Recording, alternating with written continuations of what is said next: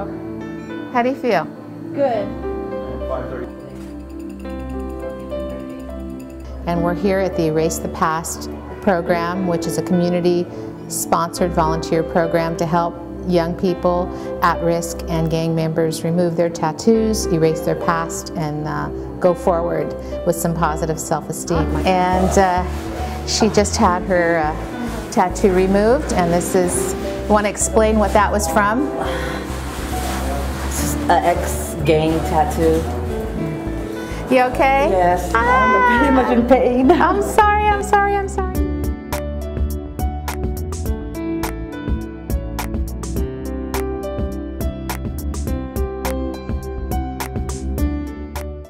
By and large, are trying to move on with their lives and get into school, get jobs, and it's very hard to do with their stigma of their tattoos, mostly in visible areas like their hands and their arms and their face and their neck. And it's a real impediment to moving on with their lives. You have to be between the ages of 14 and 28. You have to be a Long Beach or immediate surrounding area resident to qualify for the program.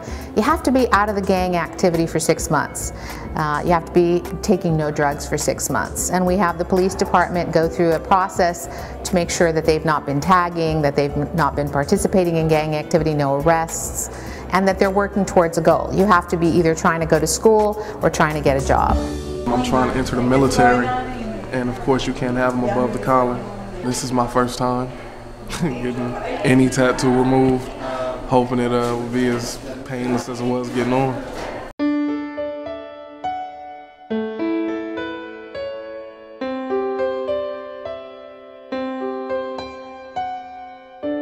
They have to do 5 hours of community service for each treatment that we provide, because I think if you give something for nothing, then there's no consequence or responsibility.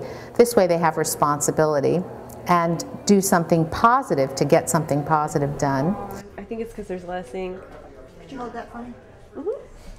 When I look in the mirror, not have to be reminded of where I was, be able to really feel like I've moved forward and left what I used to do and who I used to be behind. And actually the first time I saw her, I thought that, you know, she had like drawn some black things here in her face because of the sun. So I was really surprised to know she had tattooed her face. I did the ones around my face, the circles myself. My friends did the ones on the side, and I did this one. And I've met some people here that have inspired me so much. It really encourages me. It makes me feel like I can do this. And I've spent enough time here now to see myself change and to see that nothing's going to stop me from succeeding here except, you know, myself.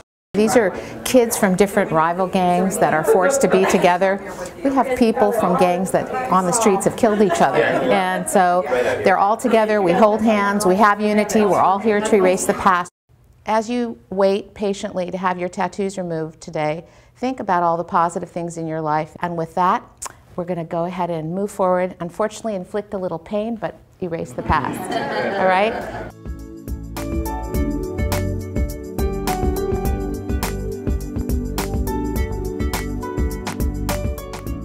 We'd also like to keep the clinic going and possibly have a coalition of gang tattoo removal. And what I'd like to try to do is take this national, make standardized care and excellent quality care so that we can have a better product to present to the young people and provide them with the optimal medical care. This is in many ways a country of second and third chances.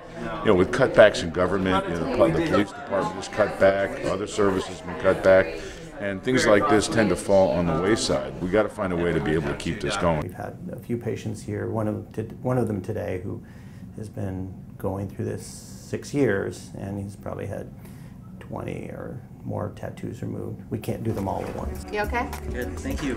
Well, Angel's story is amazing. He has been, this is his 36th treatment. His arms, his chest, his stomach, everything was covered with tattoos from his gang affiliation. Well, I still have to finish my bag, maybe about 6 or 7 more times, depending on which ones they work on.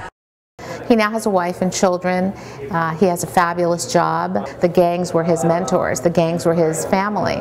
So here's a gentleman who's just totally turned his life around. And then after I'm done getting removed, I'm going to come back and volunteer. Without programs like ours, a lot of them would be stuck in a rut and maybe not able to get jobs or, get into school and the schools that they want. It is kind of an emotional roller coaster doing this. I hear such sad stories, girls being gang raped, girls getting pregnant, not knowing who the dad is, people being beaten, forced to take drugs.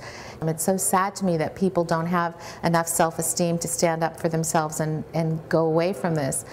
But it's such a high most of the time, and such a positive emotional experience that it outweighs any negative. For each kid that I help, there are hundreds of kids out there who need help. And that's why I'm trying to enlist the help of other physicians and other organizations so that we can really reach out to more people and do the work that we need to do to help others.